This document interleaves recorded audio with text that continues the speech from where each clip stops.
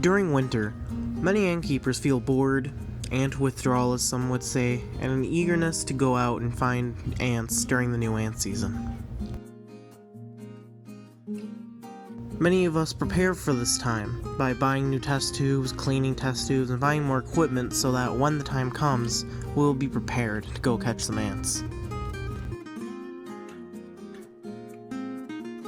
And that time has officially come. Spring is here, and when spring comes around, you only know what that means. The storms. And with the storms will ultimately come the ants. And with the ants, ultimately comes out the ant keepers. The beautiful spring rain is a starting point for the new ant season, making all the ground wet and perfect for the ants to have their nuptial flights, where ultimately new queens will go out to wander and hopefully found their own colony. With the arrival of spring, I am making a new ant series covering the care of many ant species that are kept throughout the US. I want to cover every ant, at least that is all keepable in this hobby in the US.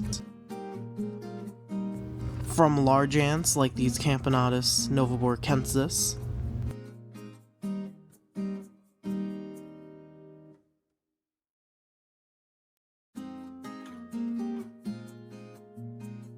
smaller ants like my Tetramorium bicarinatum,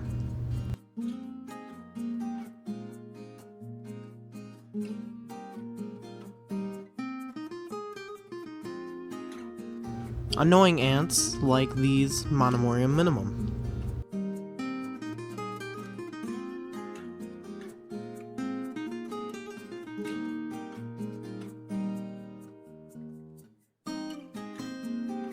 and these very cool ants like the Limatopum apiculatum. I want to make a video of the great species that the US has to offer. First, of course, I want to start off with species that I can find in my own backyard, in my home state of Wisconsin, and generally found around the Midwest. The first species I'm going to cover is going to be probably the most common ant that I will always see outside. No matter what happens, no matter wherever I go, they are always among one of the first ants that I will always see. Formica genus. One of the most simple ants, and yet one of the most intriguing ants I've ever kept. These ants are rather quite easy to found, seeing as in their queens are fully claustral. All you really need is a test tube setup like the one that this queen is in here, and for, to have her in darkness, and ultimately, she should end up getting workers. These ants fly around July, but also can be found in June and August. Where the difficulty comes in with the species is with how they react.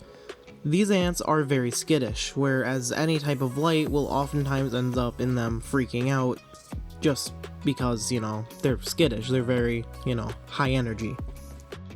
Of course, though, that is not the case for all. As you can see, this queen here of Formica is just sort of sitting there, just watching out for things. She isn't very high tense, she's just sort of standing. These ants grow at around about I'd say a medium growth rate. You'd probably expect around about 50 to 70 workers in your first year, but after that, they should explode in population. They absolutely love honey, sugar water, anything sugary, they will more than likely take it, and for protein, it's pretty much the same. I've been feeding my colonies mealworms, crickets, and some superworms. When feeding, it is a good idea to try to disturb the colony as little as possible, for these queens are very notorious for eating their own eggs, larvae, and pupae. Once they get to around about 20 workers, I would recommend putting them inside of some type of formicarium. These ants spray formic acid. They do not sting, they do not just bite, they spray acid. Because of this, queens oftentimes can end up gassing themselves if they get too stressed out. So it is a good idea to try to keep these guys as less disturbed as possible so that nothing bad happens to the queen, the larvae, or even the workers. In the wild, these colonies are known to build mounds, so once colonies get big enough, you could probably end up putting them inside of a dirt setup and they might end up actually making one of those mounds. that is the end of this video. Like it if you like it, dislike it if you dislike it, subscribe if you're new. If you enjoyed this video, please let me know, so I can end up making more of them. This is a little bit of a different turn compared to my, update videos. I just wanted to try out something new since I was getting a little bit sick of making the update videos, so I wanted to try out something, well, new. So, yeah, that's pretty much it. I'll talk to you guys next time. Leave a comment if you like this stuff. Goodbye.